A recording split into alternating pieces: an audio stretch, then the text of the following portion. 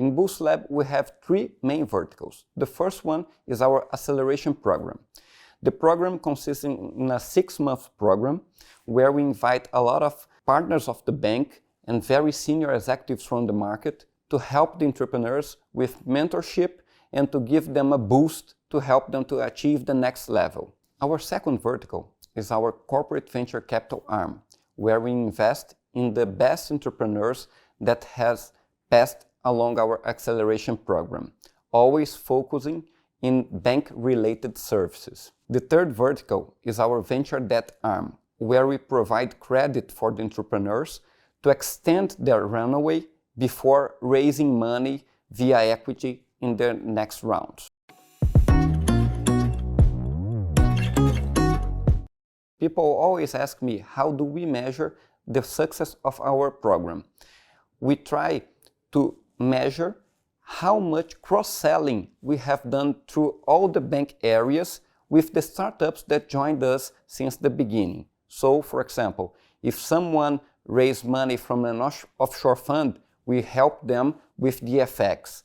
If an entrepreneur sells their company and becomes a wealth management client, we introduce them to our wealth management team to help them invest the money that he received. Another good example is to measure how much business do we do with the startups that joined our program. So this year, for example, we just launched our digital retail bank. Instead of developing all the products internally, we sometimes try to do partnerships with the startups to accelerate the go-to-market of these new initiatives.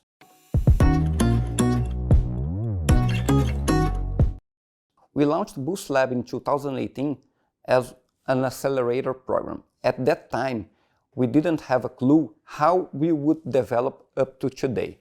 Right now, we are sure that we are on the right way, as we can do a lot of business with the entrepreneurs and help them with FX, investments, leverage, and all the financial products that they may need. In the beginning of 2020, when COVID reached Brazil, we were very concerned how the startups would perform under such pressure. At that time, we decided to be even closer to the ecosystem to check their necessities and try to help them to pass this crisis.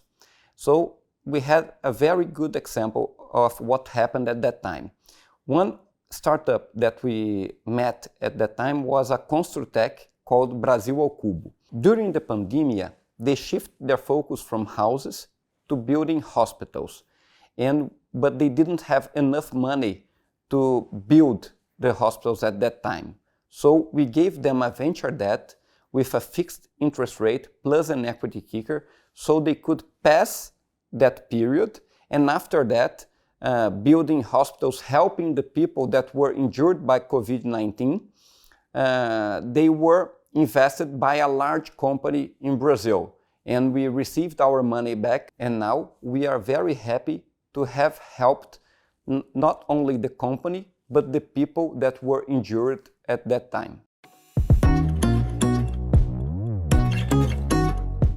In 2021, Brazilian Central Bank launched the Open Banking platform in Brazil, and this agenda will be pushed even further in 2022. The Open Banking agenda can be a real game changer for fintechs and new banks like us, because we will have a lot of data that we don't have today and can be more assertive and more direct in product offerings with the correct price.